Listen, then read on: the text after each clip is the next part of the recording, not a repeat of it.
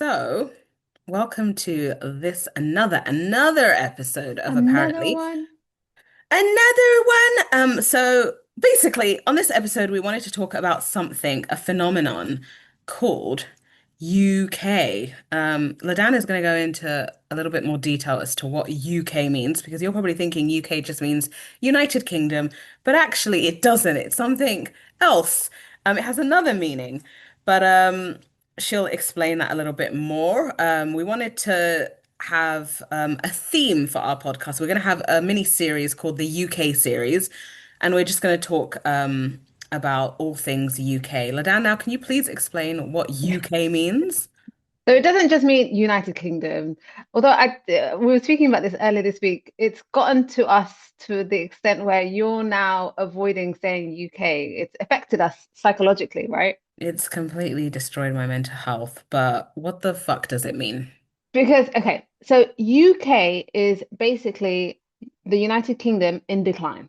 So whenever you come across this meme on forums like Reddit, Twitter, X now is, Instagram, it basically means what the United Kingdom has become as a result of migration. So, what does decline mean for people who subscribe to this UK phenomenon? It means that people aren't speaking proper, quote, English anymore. They're speaking multicultural London English, roadman speak. It means that they are an unbelievable amount of delivery drivers littering the street. And I say littering because they see us immigrants as litter. It means that migrants are running for election on quote unquote sectarian grounds. This is something that we're hearing a lot in the media today, actually, about the so-called Gaza independence. Muslims voting for them were voting on sectarian lines, not because they had genuine concerns about the genocide in Gaza. It was because they were Muslim. It means that we're going to go into it later on. It means that cultural practices that are linked to these migrant communities are becoming accepted when they go against quote unquote British norms and values. I mean, they go against some of our own norms and values, but we'll get into that later. It's a bit of a conflicting feeling because in some ways I see some of these things as symbols of decline. And in other ways, I'm thinking to myself, you think I'm a sign of decline. My presence here is a sign of decline, and it hurts. Yeah, okay, so that is a really good, I'd say, thorough explanation of what UK Thank you. means. To me, what UK means, when I first figured out what these people on Twitter, mostly X, yeah, X, what they were referring to when they meant UK was basically the difference between UK and the United Kingdom is the UK becomes the United Kingdom again when you remove every Pakistani Muslim, when you remove every Somali, and when you remove large numbers of Black people from London in particular. Hmm. Um, Basically, just getting rid of all of us makes it go back to being the United Kingdom again. Hmm. I also think it reminds me of that Toni Morrison quote of the purpose of racism is to exhaust you. So we're always looking at new, like, subtle ways of people basically saying that they don't want us in their country. But this one does make me laugh the most because, like you mentioned, this is just even saying the name of the country that we live in. So I don't even like saying UK anymore. I actually like saying United Kingdom just because I don't want a white person to be laughing at me. It's quite Yeah. sad and it's quite funny at the same time. I remember you laughed at me when I told you, but Do you know, I get it though, because do you know, most forms of racism that affected us when we were younger were in your face, N word, P word, get out of my country. This form of racism it's sneering at us behind our backs almost. It's taking pictures of our mum in Tesco buying big bags of rice and saying UK, because that was another meme that was going around under this UK phenomenon. A whole bunch of Asian aunties and uncles in Tesco's taking advantage of a genuine offer of big bags of rice.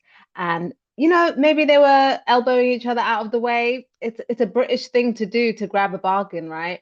But to see those aunties and uncles taken advantage of and laughed at online, that really hurt my feelings because that could have been our mum, that could have been our uncles. oh my goodness, my biggest fear is mum ever being filmed by some like absolute nonce and then posting it on X. Mm. But anyways, there are some points to it though. I agree. I agree. So, can I Ask start with me. where? I want to know. I Okay. want to know. I want to say. Where do So, you see UK showing Britain in decline? And I mean UK. okay, I would say the number one biggest one that's contributed to this is the grooming scandal. Yes, yes, yes, When yes. you take UK to the nth degree, it was the grooming situation where That little girls that were kidnapped, raped, pimped out, exploited, and it was racially targeting them. They were targeted mhm, for their race. mhm, I know there's some mhm. idiot out there who'll say, yeah, but they did maybe go after one Asian girl. No, they went after, it was white girls they were going after. Yeah, yeah. But And there's, the police and the other institutions didn't act fast enough because we do have, as a result of patterns of migration, parts of the UK, the United Kingdom, I don't know what to say now, that are dominated by particular ethnic groups, which means that they are more likely to vote for a candidate who supports their interests. And yeah, maybe they'll be less likely to get support from the community if you're the police commander or if you're the local MP, if you're calling them nonces, even if they are nonces. And I'm not saying before I get clipped, I'm not saying the Pakistani or the Asian community in the north are all nonces. you did get driven off of TikTok for making, I didn't you receive death threats for talking I about did. Pakistani grooming gangs? I did, and it was scary. I'm not gonna lie, And because you I've are, wait, and you are Somali Muslim. They were going after you. You were getting death threats. You're not even white. Yeah. All I did was read the Casey report and I made the question, I asked the question, how come we didn't see this level of grooming scandals in London? And I'm sorry to say it, but the Casey report backed it up. There were particular communities, and I'm not even using that umbrella label of Asian. I don't even want to say which particular group that was mentioned, but there was particular groups mentioned in not just the Casey report, but other reports, um, which dominated particular towns and cities, which meant that there was more protection within the community amongst the men, which meant that this was able to continue, which means that we don't see those instances happening as often in London, where we're from. And just making that observation meant that I got attacked. Yeah, I mean, if one person on TikTok can get death threats, imagine what it would have been like if, like, for the first group of people who were raising the alarm. Yeah. A lot of Another, Pakistanis were supporting me because they too make the observation that well, not enough because they clearly were not vocal enough. Otherwise, anyways, yeah, let's not get into it too much. There's a lot of, it's very, very well documented. So yeah, yeah, I and think there's, I think that is a sign of Britain's decline. yeah, there's that. Another thing is ethnic minorities in social housing in central London. That to me is like my one of the biggest bugbears of how like that's one of the things that I think about when I'm like kind of sad about how they've really had enough of us because we are.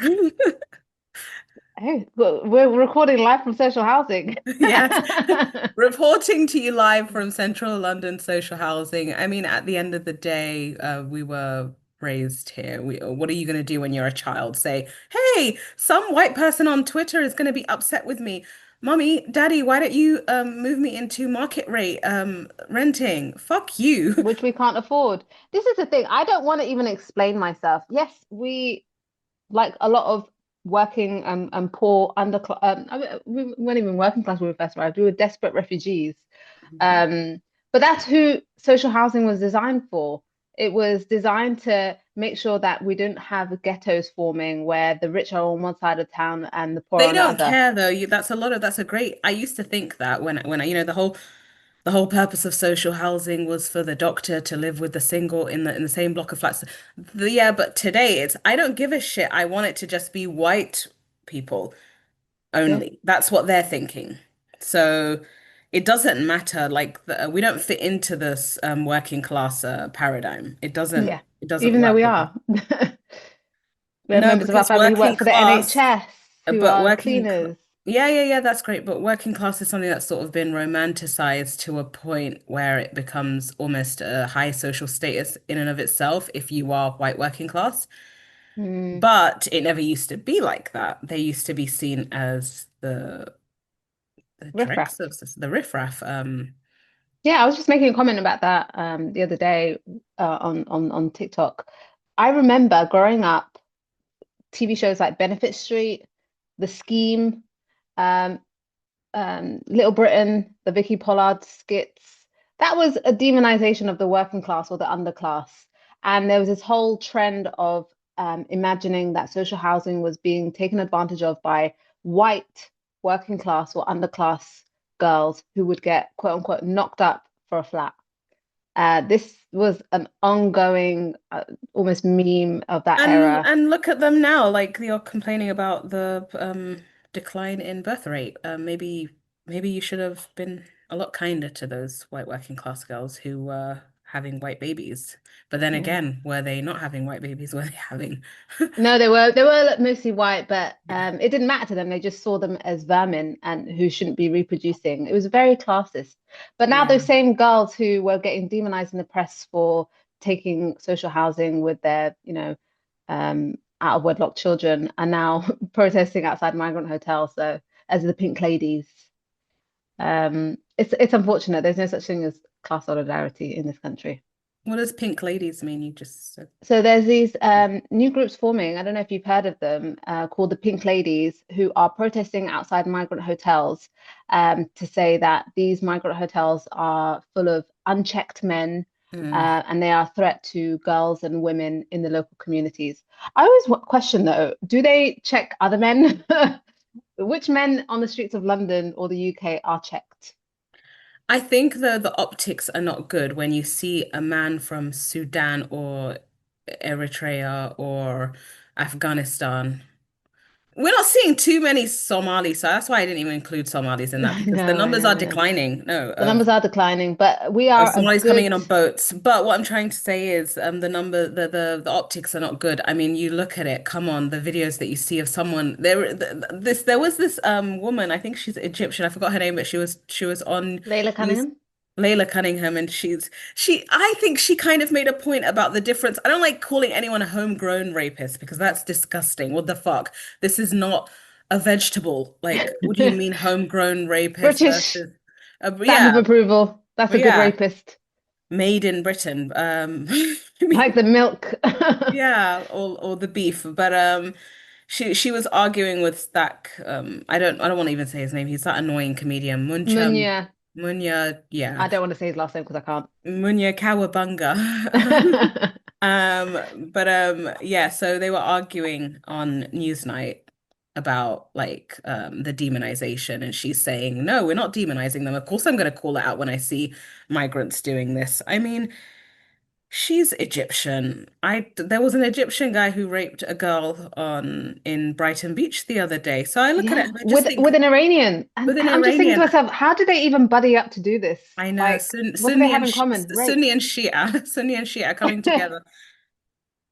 But what I'm trying to say is the optics are not good when you see a like a refugee coming in and he's just grabbing like a 12-year-old girl and like trying to drag her into the bushes, and you just think the reason why some people look at it with repu or with is it repulse Revulsion. with revulsion is so you had the journey of a lifetime, a journey that you could have drowned and died, and the first thing you did was try to rape someone who comes from this country. Like, what the fuck are we like? What are we supposed to say at this point? I know what you mean. And this is where I struggle with the whole UK phenomenon, right? Because sometimes I'm like, you're right, guys, this is But no, bad. This no, is no, no, no, no, no. decline. But UK isn't to describe the refugees because they literally just came here, so they're not part of even No, but UK, let alone they will United be. That's the Kingdom. thing. They're They will saying be. they will Okay, be yeah, part of the okay. decline. Great. Could you explain that? So the whole concept of the UK is the UK, the United Kingdom, started really, I think for them, the year zero was 1997. It was the birth of multiculturalism. It was Tony Blair's New Britain. They see that as the start of the end for the United Kingdom and the birth of UK. It was unchecked. migration. It's accepting foreign practices that aren't in line with British values. It's as soon as you land here, you are now British and you have always been British. And they really struggle also with even Windrush, the contributions of the Windrush generation. They jostle with their contributions, and a lot of the screen grabs you see on Reddit from these UK forums is questioning how much of an impact did those 800 people that arrived on Windrush have? Has it been overstated? And that's what they're suggesting. And they're seeing also now the boat crisis, the migrants landing on shore now, as an acceleration of the UK's decline. That is, yeah, that makes a lot more sense to me now. So, yeah, because I was thinking, see, I'm still Boo Boo the Fool, thinking that I'm not involved in any of this. That's what I'm sort of telling myself. And it's quite I'm comforting myself with the delusion. But last night I was being told by so many people on Twitter, like, we're gonna take you out of this country, we're gonna drag you out just because I made a stupid joke about food, British food and versus Somali food. But Everyone can get it. Everyone can get it. And I'm almost comforted in the fact that it's not just focused on Muslims now. They're focusing on all non-white communities, and this is why I'm focusing on the Windrush generation because I thought they were safe, but they're even under no their one is comments. safe, but the ones that I'm happy who are I'm happy that demographics who have previously turned their nose up at the Muslims, because the economy of racial grifting has shifted. There's not much. Layla Cunningham, she's a very actually like she's quite pale. She doesn't wear a headscarf. I don't, she's quite racially ambiguous, but the whole even Kemi Badenoch, she's tanking, she's embarrassing. Um, no one really needs a black right winger anymore. No, I think the last ethnic right winger who's just about slipped through the net is Zia Yusuf, and even he's yeah, struggling. yeah. He makes them uncomfortable. He makes his own constituents. I know he's not elected, but he makes them uncomfortable. Especially when he was on Question Time the other day saying he was Muslim. I know that must have ruffled a lot of feathers. I mean, yeah, I who am I to deny his faith? But I do think it's a bit It's confusing. But what I'm trying to say is, especially with regards to the immigration crisis in Canada, what happened with Indians moving to places like Brampton in Toronto, like the suburbs, and many of them were Sikh and Hindu. And I'll be honest with you, even though the hatred and the revulsion towards them is a sign of the acceleration of people having enough of all of us, I was really Mhm. happy to see them getting it. I was really Equal happy to see. opportunities. No, but I'm really happy that people are noticing that you can't quote unquote, but at least they're not Muslim your way out of your fear of being replaced. Because, okay, so the whole time, I remember even the Tommies, and Tommy's a Zionist stooge, obviously, but Tommy Robinson likes to go turn on his camera and film and say the Sikhs and the Hindus are peaceful, they're great, they're not like the Muslims. But the way that I look at it is, okay, so you see these groups as contributing more. Let's say they contribute more. What's the point? What kind of infrastructure are they contributing to if you as a white person aren't going to be able to enjoy it anyways, based on your own fear of being replaced? If a Sikh and a Hindu um end up outranking you in childbirth rates, you're not going to enjoy all of that stuff that you think is a great thing, like Yeah, building infrastructure, contributing with taxes and stuff like that. What is the point of any of that if you're not going to be there to enjoy it and you're going to end up being the minority? So, yeah. what do you do in that situation? I kind of look at that and I'm thinking sometimes when I see the Nick Fuentes types, the Groypers and Neo-Nazis. the neo-Nazis who are against all of us, I am comforted by the fact that like Nigerian Christians and Sikh and Hindus, that you're not going to escape from this No either. one can. We're all going down together. So don't fucking think that, being, you know, Christian or Hindu or Sikh. Yeah, no, I'm comforted by it too because I know we'll all end up opposing it. It's unfortunate the only way that we'll get solidarity from people that hate us is when they're targeted as well. It's a shame. But there was another form of UK that I wanted to talk about, which was someone who I have conflicting feelings about. It's an MP in Birmingham, Iqbal Mohammed, who is an MP in Birmingham it's who's been in no, the no, news a bit. no, no. Iqbal Mohammed is Dewsbury.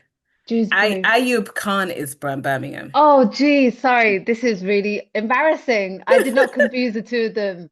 Iqbal, are we talking about cousin marriage guy? Yes, Okay, yes. That's Iqbal from Dewsbury. Oh, oh my bad. This is so embarrassing. I confused two Asian men as I'm talking about racism. But I mean, they can both be used as an example of this quote unquote UK phenomenon. But Iqbal Mohammed was supporting Ayub in his current issues with the Aston Villa versus Maccabi Tel Aviv supporters. So that's why I confused them. I'm not being racist, I promise.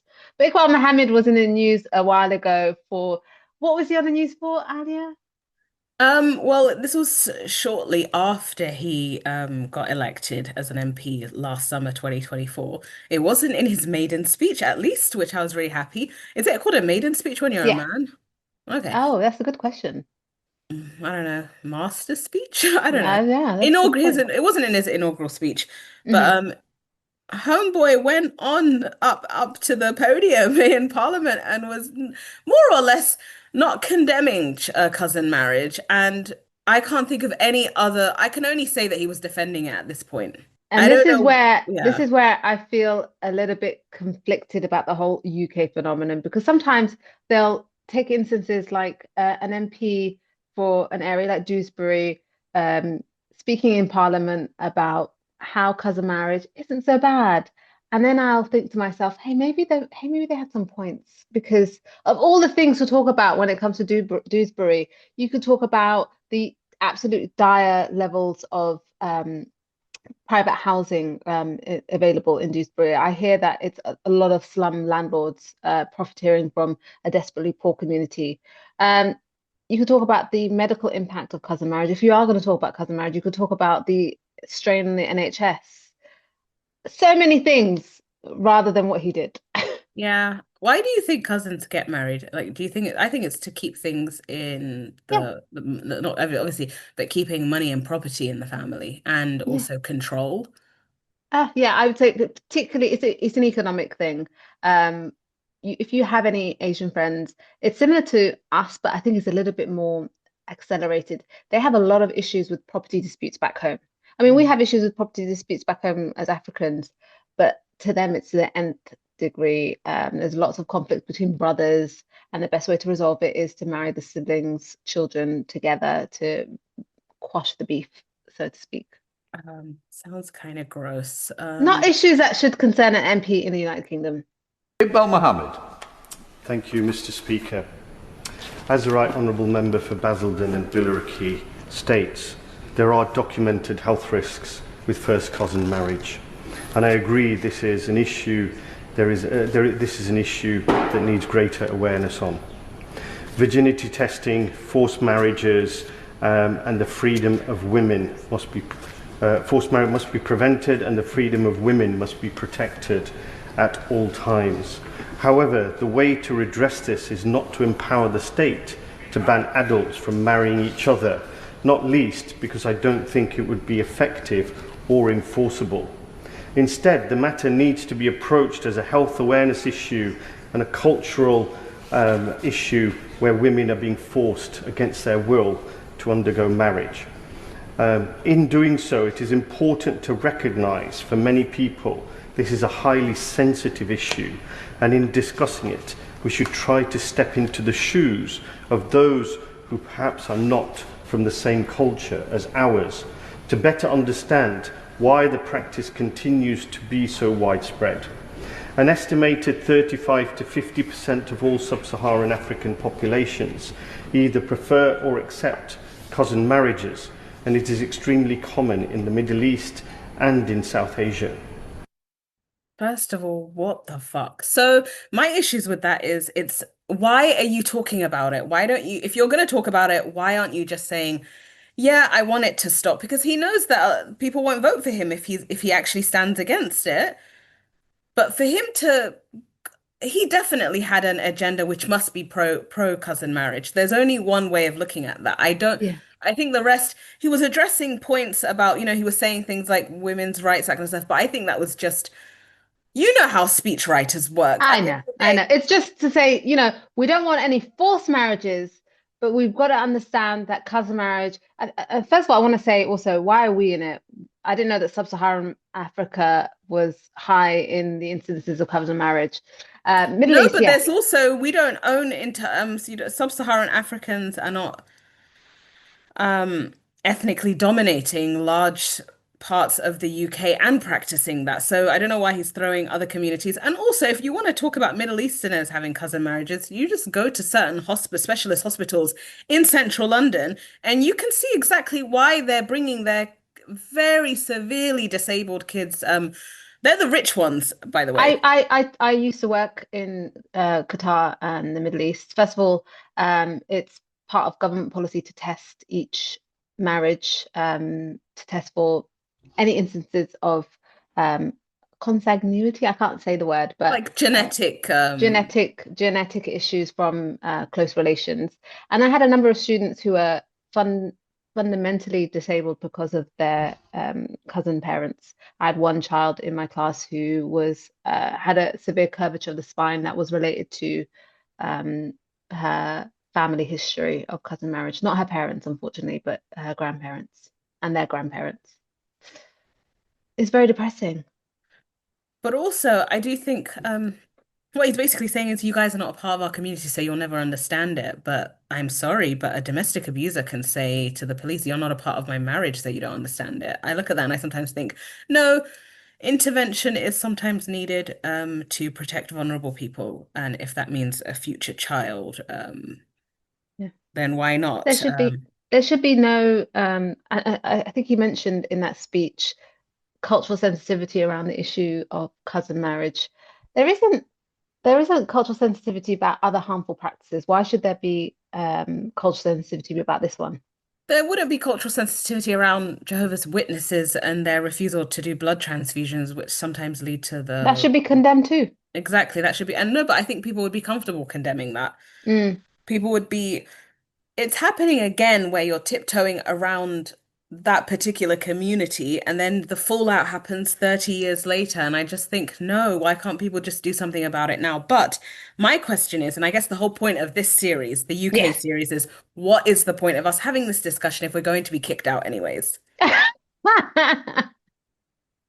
What is the point of us talking about this if I'm not gonna have a bloody house to live in, I'm gonna lose my job. I'm gonna lose my home. I'm gonna lose my passport. I'm gonna be deported. So what is the It's point? Why are we it's a doing? shame. No, no, one thing I wanted to say before we end off with Iqbal Mohammed, that was like so soon after he won a really great election, and I just think, why the fuck are you embarrassing us, you pathetic rat? You rat. He's a rat. I look at that and I was like, I'm so disgusted by that It's behavior. embarrassing. It's embarrassing. It's embarrassing. Okay, But okay, to okay. your One point, more thing, one more thing, one more thing. We haven't mentioned the charity fun run. oh East man, London yes, Mosque. Okay, let yes. me just read. I'm going to be quick at reading this. So, Can I explain what it was though? It was a fun run in East London. East London Mosque is a very popular mosque in East London, which had a fun run scheduled for last week, I believe, where, get this, only men and who else? little girls. But let me just read Girls the under 12. article. So, this is from the BBC the other day. A charity run organised by the East London Mosque Trust has excluded women and girls aged 13 and over from taking part. The Muslim charity run, which was held in Victoria Park in dun dun dun Tower Hamlets on Sunday, said on its website, "Our inclusive atmosphere ensures that every individual from the youngest to the oldest can take part and make a difference." It added, "This is open to men, boys of all ages, and girls under 12." No For women, no everyone. stinky women. No, no, no dirty adult women. Um, but everyone is welcome at the park to cheer on the runners. So there's that one as well. So yeah, basically that is the most pedophilic thing I've ever heard. And again, I do think Muslim men in the UK, particularly in the UK, I said it UK, they've held us hostage. They've held us Yeah, hostage. They've basically They are actually putting us Muslim women through a humiliation ritual. They're basically Yes, saying we are going to humiliate you every yes, day with our yes, blatant pedophile behavior and yes. our blatant misogyny. Misogyny. And we're going to end up in the front pages, but it will not be Muslim men getting attacked. It will be visibly Muslim women and older girls. It's just so fucking selfish. Exactly, because we are the biggest victims of Islamophobia and they are the biggest benefactories of Islamophobia. Because what punishment do Muslim men face when scandals Like, like this occur? I'm including like elderly Muslim men as part of the Yes, victims as well, like yes. the vulnerable, the elderly, the disabled, and the women and But girls these aren't young going to men who bother. are doing these fun runs, no. No. I made another video about this as well, and I had to delete it because not because of the Islamophobia, not because of the Muslim, I would say conservatives attacking me, but do you know who really upset me the most? It was the liberals in my comments saying it's just their culture. Why can't they have a women's only event later on? Um, this is a pluralistic society. We shouldn't They judge did it them. on, the thing is, we do have sex single sex spaces. That is our whole, that's, I'll be honest with you, a big part of being a religious person, not just Yes. Muslim. So I'm not against having a separate run boys and girls, but they 100% did it deliberately when they said, oh, girls under the age of 12. I'm Yeah. sure that they knew what they were doing with that. And there was no women's fun run planned. They had no plans to have a They women's had fun no run. plans, but I just think in what environment, like what, how is a 12-year-old or under girl, like in what context, like does the mum drop her off and then take a step back? It's like, it's just, I think it was written like that and promoted like that on purpose because I think that they're doing it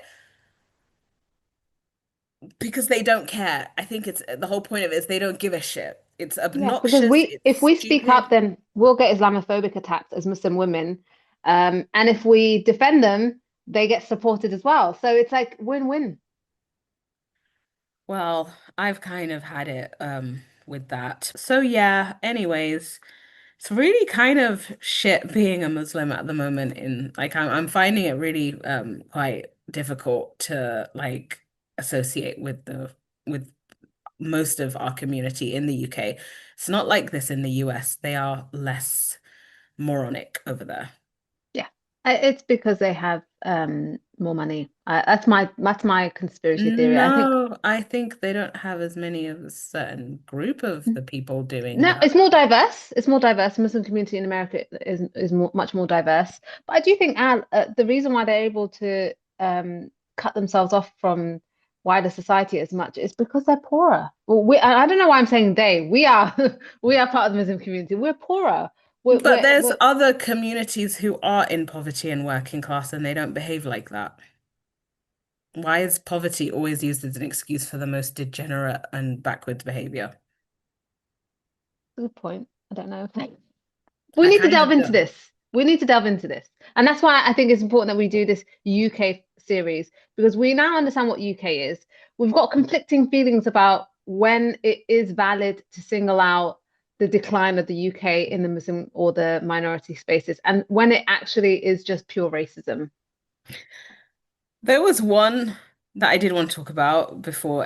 We missed talking about him, but another big part of UK we will not talk about him was Mizzy, the black guy who was going into people's houses and Yeah, doing the crazy. That was the most obvious. That was one big example of non-Muslim UK behavior. yeah, yeah. That Um, that whole quote unquote roadman well, he subculture. wasn't a roadman. He was just a genuinely mentally unwell idiot. Yeah. But I think that was also another big example. And they t tried to turn him into a mini celebrity, and it worked for a bit. He was invited everywhere. So, anyways, we're gonna wrap this up. We'll talk more about another UK related story in next week's episode. Hope you like this. I do think this is like a big topical issue, and we're going to focus a lot on this because it does interlink so much with UK politics.